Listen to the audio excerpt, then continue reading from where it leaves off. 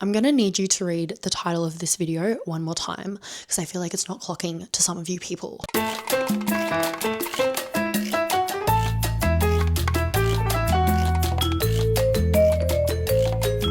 Welcome back to my channel. This is big sister advice from the little sister's perspective, and not just the little sister's perspective, but from someone who has had literally the worst experience with men, like the stories.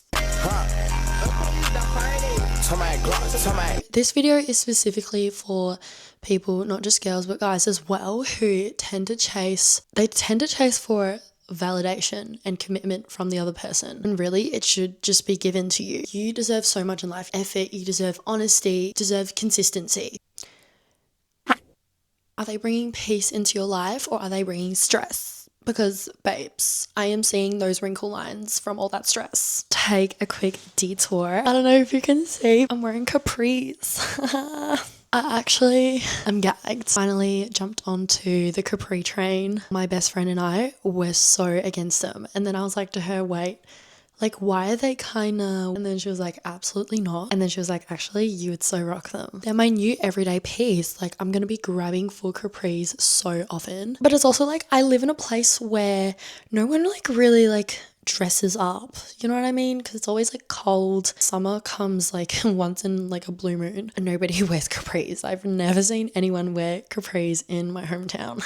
Okay, we're getting distracted, but I actually want to change. All right, my loves, we're back. I don't know what that is on my trackies. Obviously men are so welcome on this channel, but specifically like relating to myself. So a high value woman respects herself. She has standards and she doesn't lower any of them just to please someone or to match someone's level. She knows her worth. You don't have to have validation from someone to consistently like feel secure. Boundaries are so important. High value women have boundaries and they can just instantly walk away without feeling guilty whatsoever. I mean, I do feel guilty sometimes, but you gotta do what you gotta do. She chooses. I'm hungover, I can't lie. And I had work as well. You're wondering why my voice is a little on the croaky side. I lost it over last weekend. And I really wanted to film a YouTube video during the week, but I could not because I sounded like, I want to call you today, but I just don't have a voice. So I'm gonna call you when I do have a voice. Yeah. Doesn't choose chaos or mixed signals, no drama, and does not accept the bare minimum. We're gonna get into the bare minimum later as well, because that's another topic. She's emotionally mature, and I know people struggle with this one, especially growing up throughout your teen years, but they're never afraid to own up for their mistakes and take accountability or object something when the person's wrong. She creates her own life for herself, her individuality. She has goals for herself. She has passion. She has a social connection with friends and family. Like connections not just on a relationship level. I feel like my posture's getting really bad. No hunching. She's always growing. She's always learning from her mistakes, and she's healing, and she attracts. She does not chase. The right people will come to you effortlessly. To sum it all up, it's never about perfection. It's about self-respect and self-awareness, choosing yourself. Let's talk about standards. Okay. I have always had extremely high standards, and I feel like just the more you get older and the more you experience stuff, it increases. It's increased to a level where I'm just like in this mindset. They are going to be top tier. They are going to be on my level. They're going to understand me. They're not going to be beneath the standards that I have whatsoever.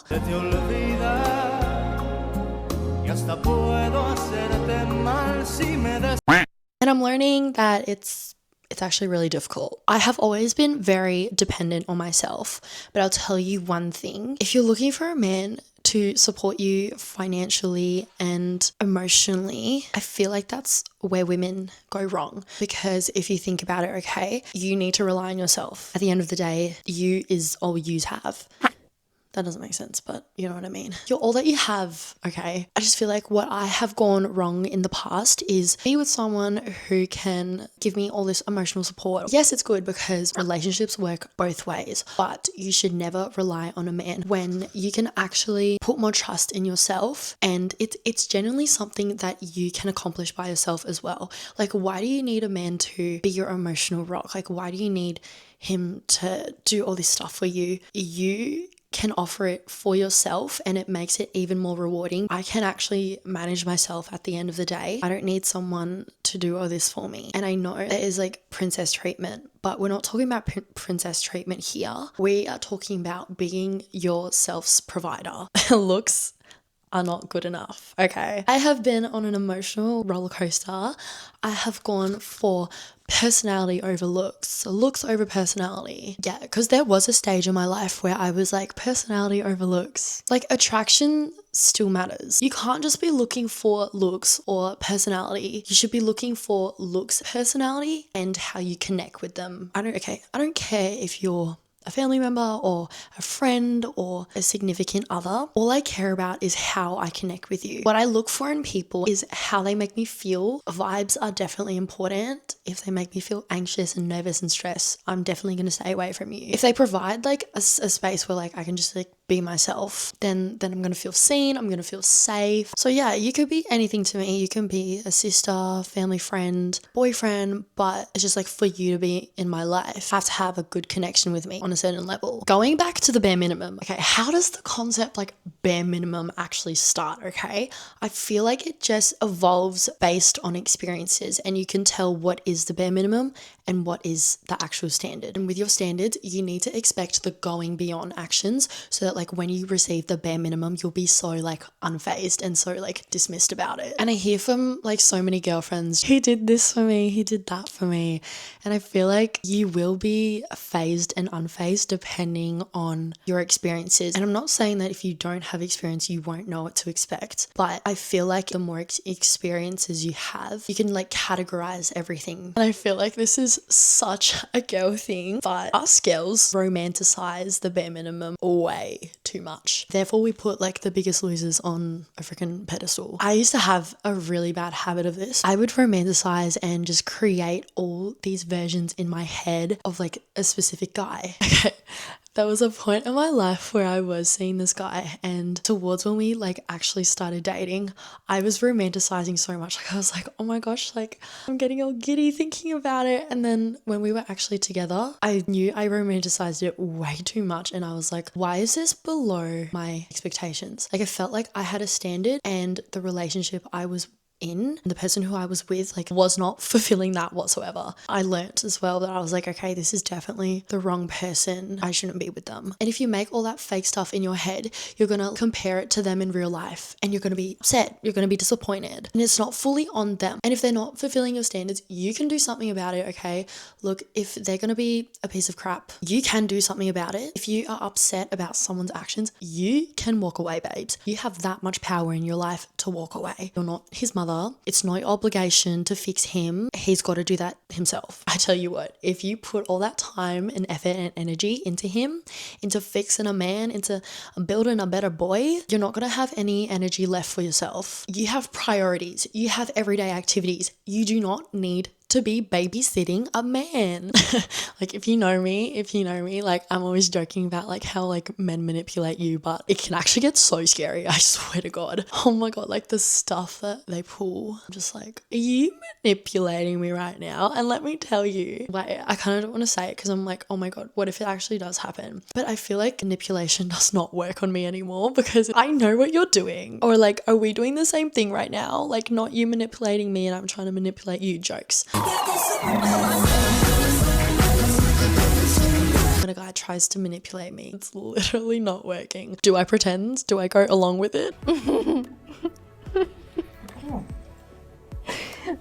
Okay. Like, I'm just sick of it. Honestly, I'm sick of it. Like, save the embarrassment, okay? Be sure of what you want. And I feel like I'm only saying this because, once again, I've had really bad experiences with guys. But you usually, like, regret prioritizing a man. Let's be real. Like, it's just a waste putting them on a little pedestal. This is my hair from last night.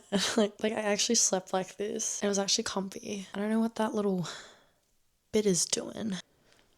Ugh. We're just not going to touch it. Having standards or wanting better, you need to respect yourself. You need to respect the worth that you have and not jeopardize it by welcoming like all this nonsense. And like with this guy, I had all these standards with him. And obviously like he had standards with me, but he was not living up to the standard. Like it pissed me off so bad. And I was like, do I say something? Like I definitely was a part of the I hate my boyfriend trend on TikTok.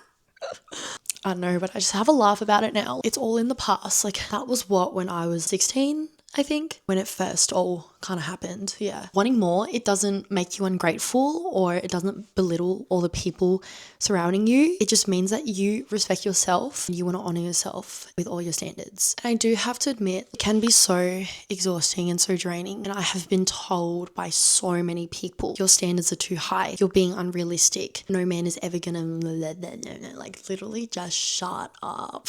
And it's just like, you understand that love shouldn't feel hard or confusing, frustrating even, which I mean, a relationship comes with all those things. I know that there's a difference between a healthy relationship and a confusing bad relationship. I am not settling just because I'm alone. You see people get into a relationship just for the sake of it, or just because, oh, like we've been talking for this amount of time, we might as well date, or like I've known him for this long, we might as well just date. Like, no babes, are you only saying that because you want to, or you just don't want to be alone, or you feel bad and you're kind of doing it out of like self-guilt? And this is also kind of like a video for future me. And I just know that having high standards is the best for the long run. I don't know if you heard my knee crack now. I just know it's going to be so worth it. And the lucky guy, the lucky man who will be coming into my life will appreciate me and love me and fulfill my standards. Me, myself, and I are so happy and so in love.